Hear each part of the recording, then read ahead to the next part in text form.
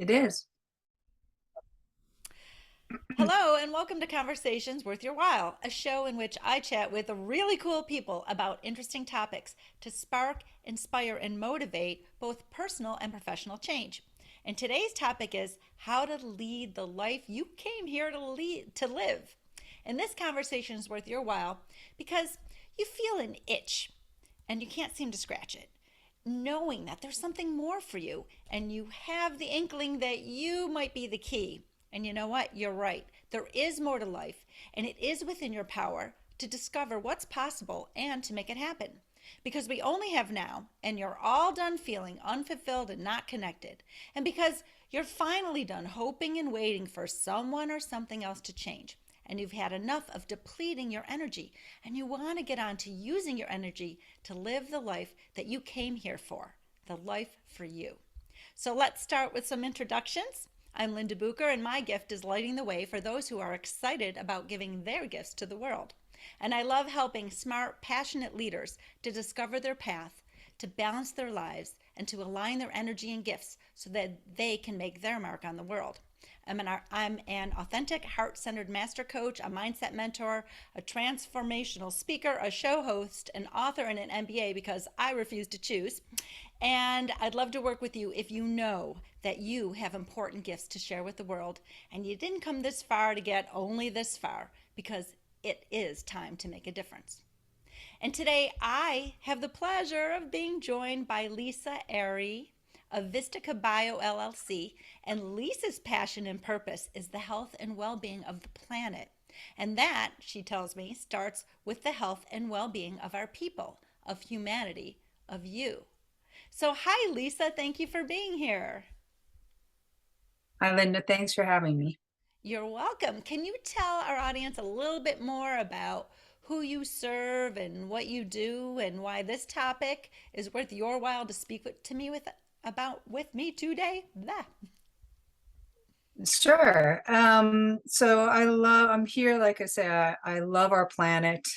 Um, and I'm very dedicated to its health and well-being. And many years ago, when I started sort of, running around the world, putting band-aids on everything, save the whales, save the Amazon, save the, and I finally just paused for a second. I said, well, what is creating this? And for me, uh, what I observed is what was creating it was a lack of human consciousness. Mm, So I thought, well, I'm going to put my energy to opening that consciousness up to its highest level. Because when we operate on that level, then we all operate in service to every living thing on this planet. And that's a world that I would like to live in.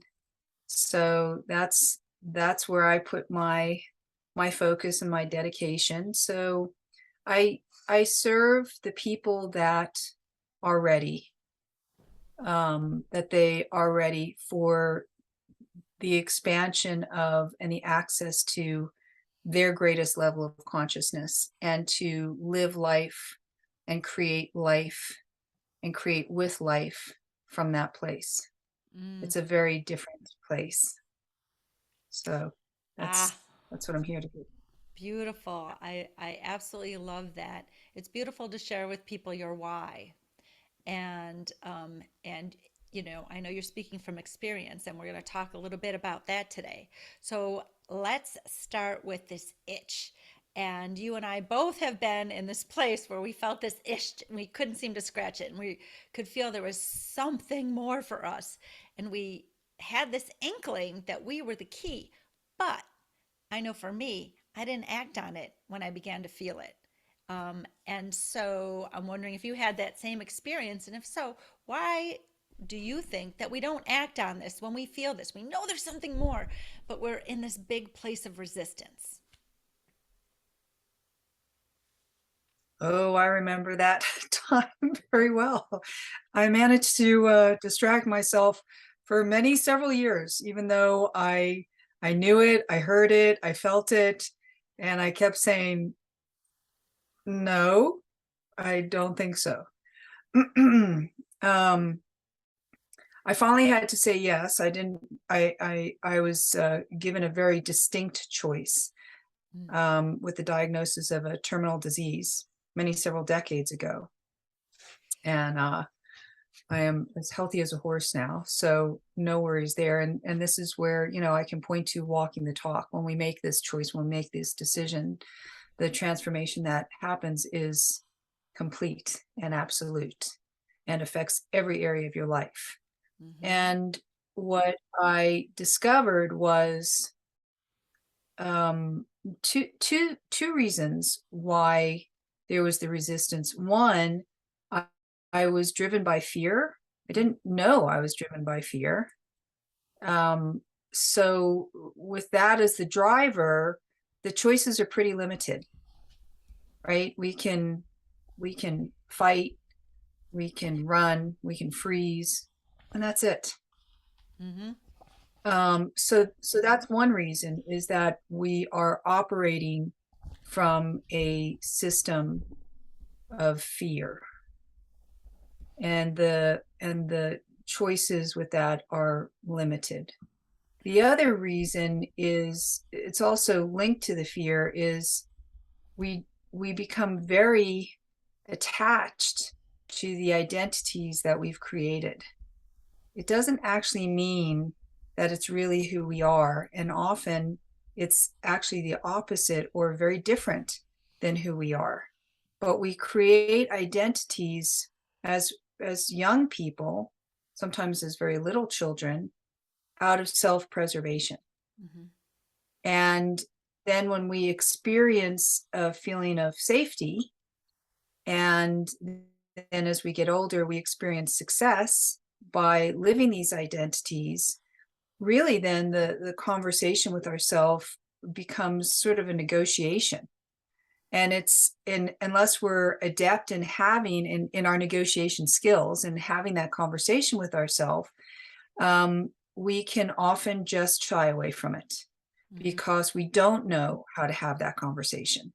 And the conversation really is about, well, I know, who I've become at this point has served me, but it no longer is serving me.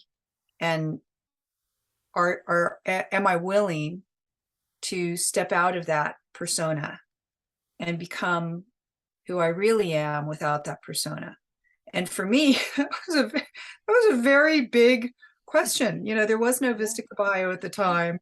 And, master coaches and life coaches, and they did not exist. So how do you have that conversation? So it was a tough one for me. But I feel like that is, when we get to that edge, that's really what's there. Yeah. Beautifully put. Beautifully put. It's so funny. I have the parallel for me is that yes, years, 9 years it took me because I bought a book 9 years before I finally got into it, which brought me to where I am today, put me on this journey, and that was the one of the things that began my journey. But the whole entire time I thought the answer was going to be outside of me. Um, and then when I finally got to that place where I realized that I probably hold the key, I was like, oh my God, life is hard enough. I don't want to go on some long, drawn out journey to find out who I am. Just tell me somebody. I am a doer. I will go do it. But didn't, I just had this belief that it was going to be long, drawn out, difficult, didn't know where to start, didn't even no guarantee it was going to work. Um, so so I was resisting it, and again, like you, it was health issues that finally kind of put me towards the edge, which we'll talk about in my next bullet point that I'm going to ask you. But um, it really, and I love how you've talked about this being basically fear and being attached to identities, and that you brought up success. So, yeah, I mean, at the time I was feeling gapingly unfulfilled, knowing there's something more for me, but not being willing to go do anything about it. My life looked beautiful on paper. And I was like, who am I to complain? Um, I had achieved the markers of success. I'm putting those in quotes.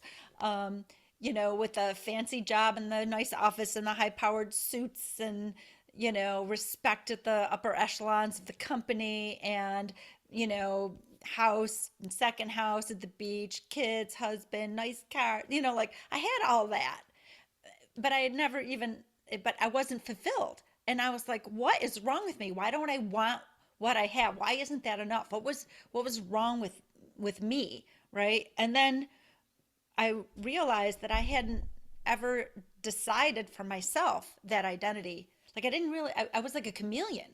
I was always just taking on what other people's interests were. Oh, that looks good. That looks good. That looks good.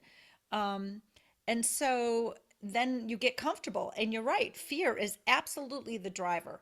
The fear of the unknown. At least I know, what's here until, and here we are going to move into this is a segue for the next part of our talk, is that time when I was finally ready to take the reins, finally ready. And that was an internal switch.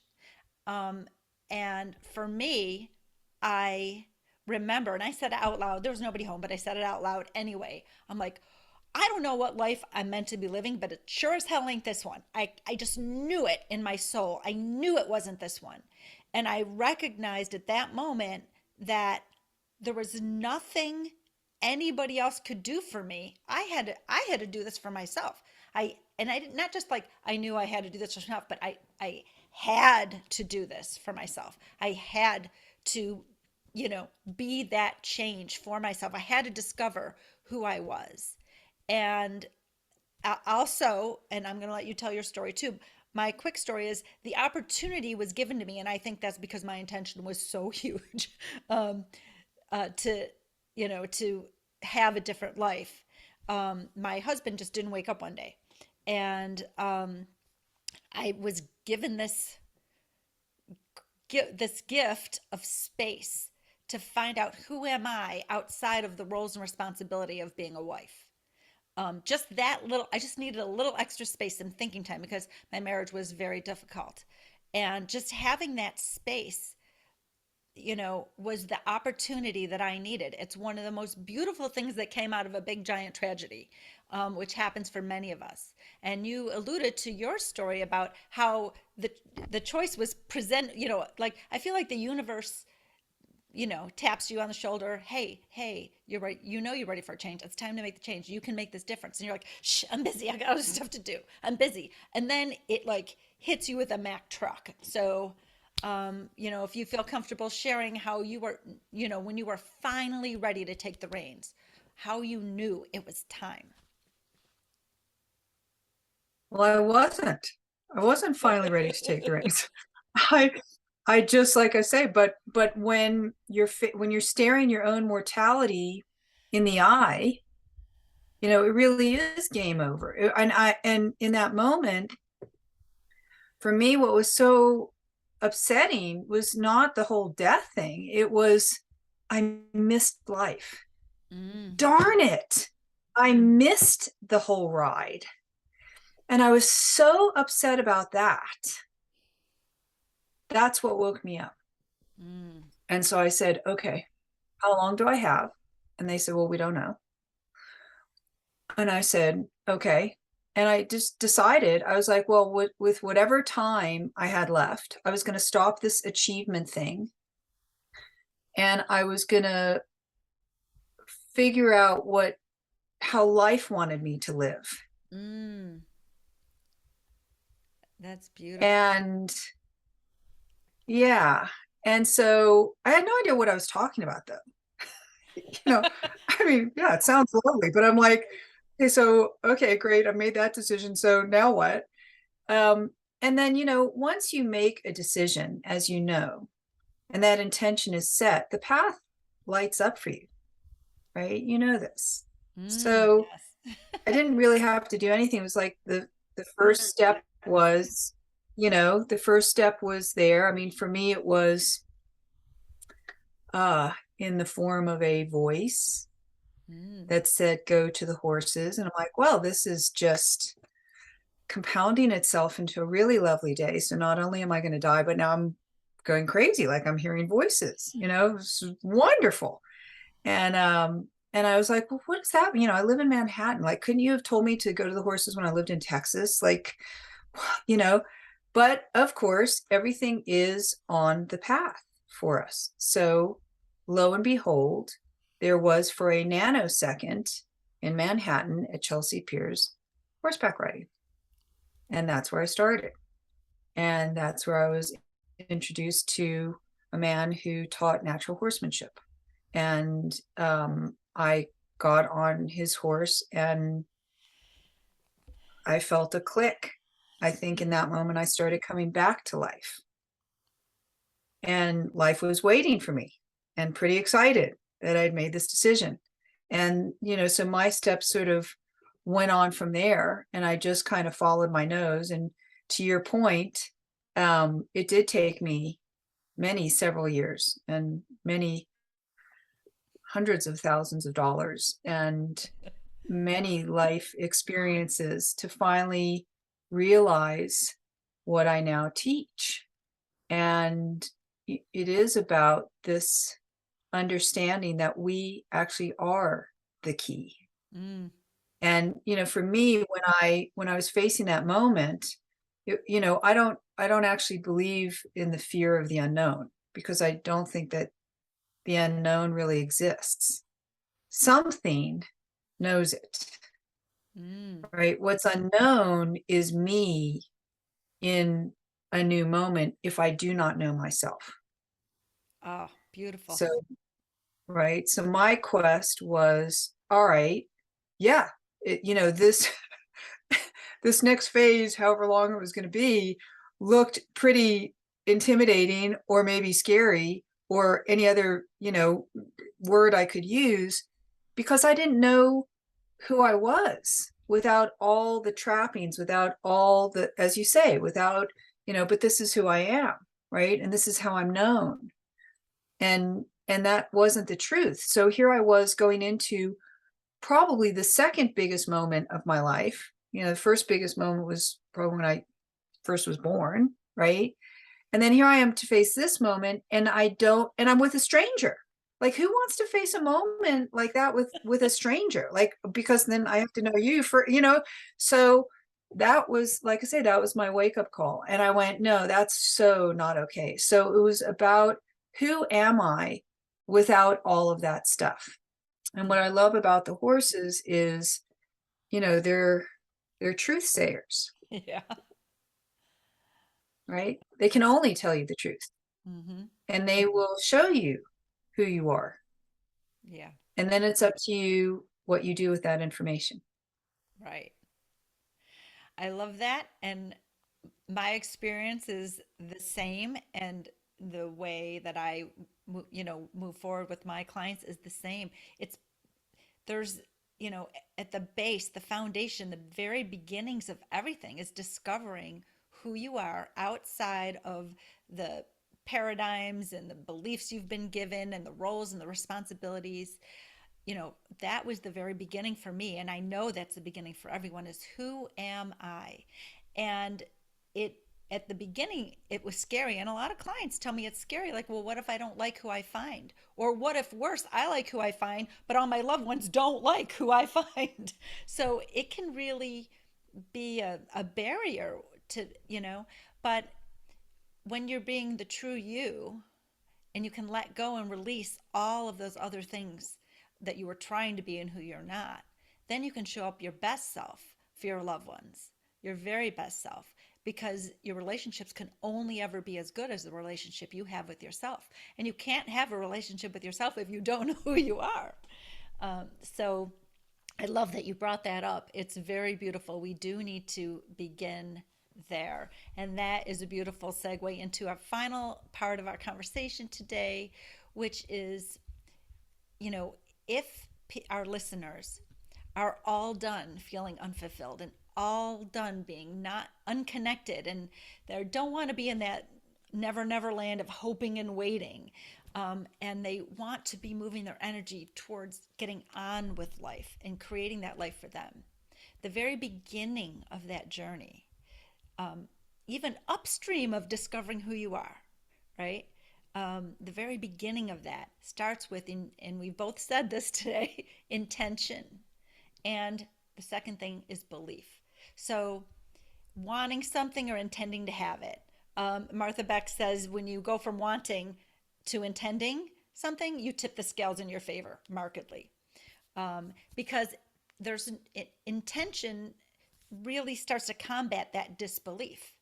So you might not know how, but you intend to have it. I don't know how. That's okay. I'm smart. I'll figure it out, right? But this belief is the second piece of it. On the continuum of, impossible, not bloody likely, when pigs fly down there at that end of the belief continuum, and then into the middle, you come to this place which is basically the fulcrum, and it's possible. And then you can get to likely and inevitable, but that's not even the end. The end is it's already done. The energy that comes with you when you say it's already done, that level of belief has a whole wave of peace that goes right through my body when I say that. And so when you want to begin your journey to discover yourself so that you can then create this life that you are here for, the one you're meant to be living, right? Happens when you get to that magical point, which is possible. That's that fulcrum. It's possible. And you and I are living proof, Lisa, that it's possible, because I know I'm not any smarter than any other person. I had this intention and I got to the belief point where it's possible. And that is huge, because at possible is the only place your mind, from that other end of that continuum, once you get to possible, your mind will finally start asking that question. And the question is how? How did she do it? How did he do it? How might I do it? And that is the step. And you and I are telling them how. Get to know yourself. Create this relationship with yourself by being introspective and being ready and willing to discover that loving being that you are, because that is the beginning of this path. So intention and belief are the very beginnings in my mind, because that's really what happened with me. And I know you probably have some things to say about this as well, so that our listeners and watchers can understand just the very beginnings. How can they just start? Nothing big, because remember, big, drawn out, I'm not doing that, but what's just something really small, intentional, that is a truth that people can just try on to help them move and begin their journey. Well, I think you did mention, the accurate direction, which is you start with your intention, right? And so you can articulate the new reality that you want. This is what we call vision. So what is it exactly, right? And you can get really specific with that. And I encourage you to get specific with that. Exactly what is it? How do you want to live? What does that life look like? And then the fuel to that is the intention. To your point. So once you look at it and you go, yeah, like that. Yeah. Then to your point also, so now that's done. And then the hows will start to show up. And that I encourage everybody to get ready for. It's a really fun part of the ride. It is. And then you as the key just get to say yes or no to what shows up. Is that going to bring this new reality to life or not? Is it going to bring it to life in the way that I want? Sometimes it will show up sort of, I don't know, not quite all the way there, right? And so you get to say, close. That was really close. And what would make it exactly what I want is this. And don't be afraid of that. This is the co-creative process.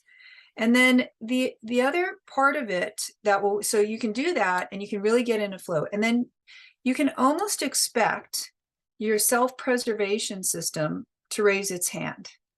Yeah, but or to what you said before, Linda, like, well, what if it's worse? Like, no one ever asks what if it's better. I know. Everybody always says, well, what if it's worse, right? And usually I'll respond with, well, what if it's better? But we have to understand how we're wired, and that is this the brain protecting us, right? It's a survival organ. So the self-preservation is very important. And so you can have that conversation. You don't have to be afraid of that point. If something like that shows up, a yeah, but, or a, I don't know, what if a monster jumps out, and it's this horrible person, or, what if everybody leaves me, or, that kind of, whatever scary thought comes up, you can just thank your self-preservation. Thank you so much. That is an excellent question. Let me examine this. And I like to, our work is all about the truth. So I like to just ask one simple question. Is that the truth? So if we look at that question, well, what if I'm someone that's horrible instead of better than what I am now? Because I've worked really hard to be this. And what if it's worse? What I've worked so hard for. And then you ask yourself the question with love and respect, was that the truth? Is that really the question? Mm-hmm. Right? Because really, if you look at it, that's not the question, right? The question is, when I become who I was created to be in all my fullness of the glory of that, how how will I be? What is possible? And that's where you get to take the reins in that moment. And that goes back to that intention piece. And this is where you get to start to imagine and dream and use this part of your brain, right? Your imagination part of the brain. And it's a really, really critical part to shifting gears into that creative being that we all are. And spend time doing that. And if you just spend 1 minute in your imagination or in your dream time, just 1 minute, it will start to counter those yeah buts. And then you can get braver and you can get bolder. I suggest you set up a sacred space to do it or time to do it. But if that's too much, you can do it walking down the road. Just be careful, because you might really get into this new reality and forget that you're crossing the road. So Yeah. that would be my suggestion. Yeah. Well, I love how you've outlined those into four areas, and I'll just touch quickly upon them again.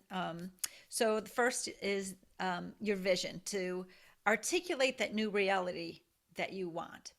And a lot of times what I run across with people is they're like, I don't know. I don't know what it looks like. They can't even dare to dream. So I like to have them use contrast, right? So, okay, so let's talk about how you want to feel, because you and I both know that the vision is really more about the feeling, right? Because we're trying to attract something even better probably than our vision. And we do that by how we're feeling, right? That being in alignment vibrationally with that. And so when they say, right now I feel trapped, I feel unfulfilled, I feel whatever, we're using these negative words. I help them find the antonyms. So, okay, so what would be the opposite of that? How would you love to feel? Even if you're not clear on exactly what that life is going to look like, that's okay.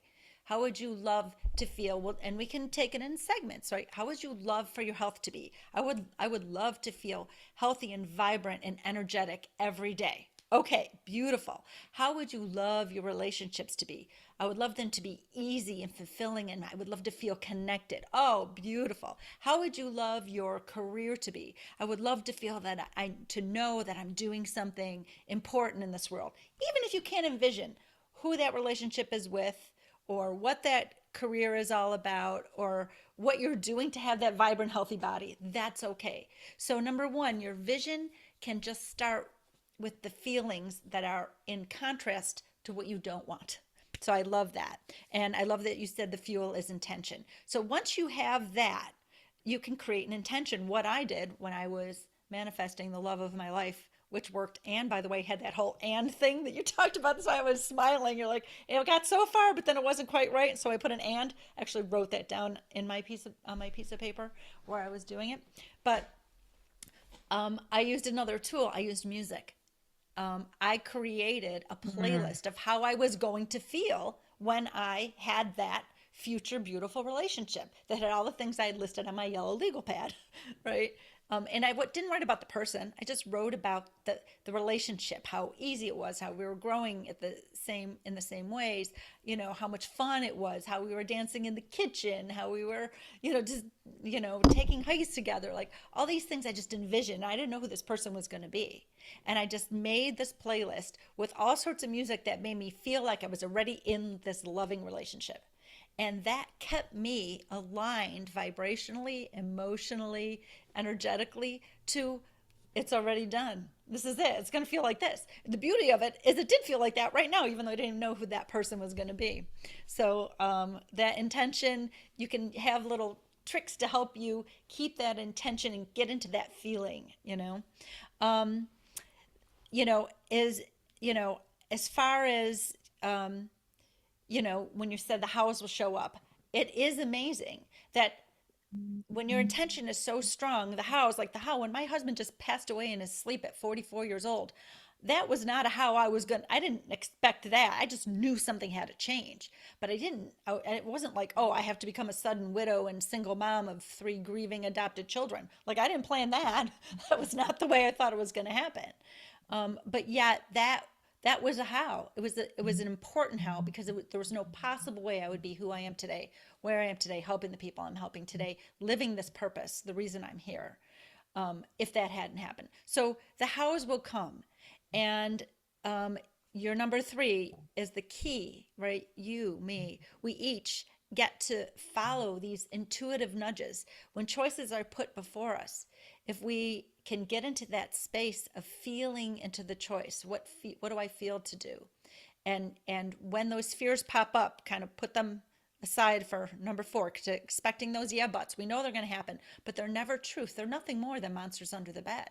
Those are the monsters we used to deal with when we were little children, right? That we wouldn't even be able to get out of bed. I wouldn't, because there was a monster under there and he was going to suck me into oblivion, grab my ankle and pull me down, and that was going to be it. And so it kept me frozen in my tracks. But now as an adult, I know that that was not real. It was a conjuring of my mind, a conjuring of fear. So all these yeah buts that get in our way, these what ifs, I love that you brought up examine them for truth. Is it true? Can I be certain it's true? And one thing that I always like to point out is that we don't know the future. We're living in the now. We don't know the future. Because if you did, I always just say, well, tell me tomorrow's winning lottery numbers. Thank you very much, because I would like to play those today.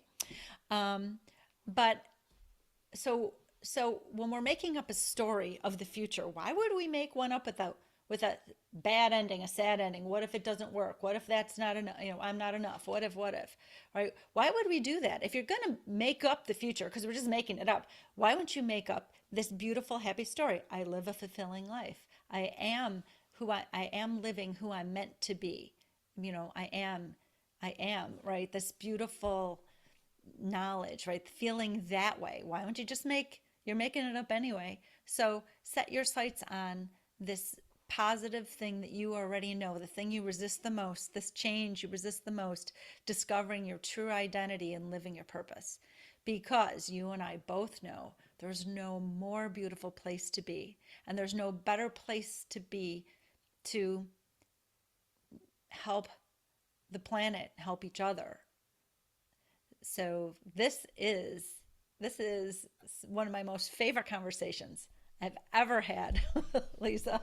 Um, that we've gotten to share so many beautiful things with the audience. I'm so excited that you are here and sharing your gifts with us today. Is there any last thoughts before I close up?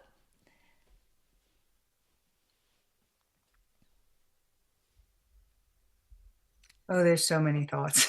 There's so much more I want to share. Um, uh, so Again, I would just encourage everybody that is, that this resonates with, that just to be aware that we've got these amazing human operating systems, Mm, and we're really proficient in some of them, but there's so many more of them for you to discover that will give you the ability to turn that key and walk through that door to that life that you do dream of. And it is there. It is there. And it will continue to show up for you in ways that you haven't imagined yet. Um, and so that is the truth. And so I just encourage you, to live your life full out, and understand that the fear can, or the resistance can feel very strong and very real, and so can love. mm, beautiful.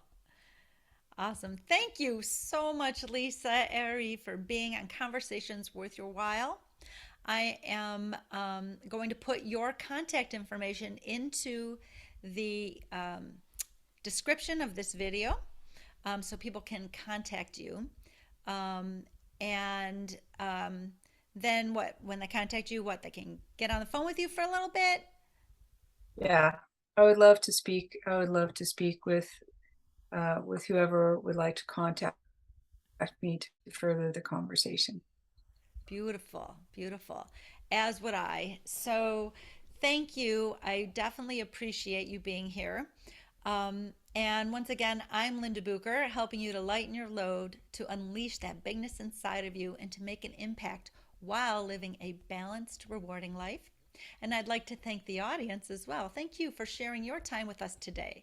Please subscribe and remember to check the description where you'll find our contact information and something I call the little quiz for going big, so you can see exactly how ready you are to begin your journey of getting your gifts out into the world and living the you you're meant to be.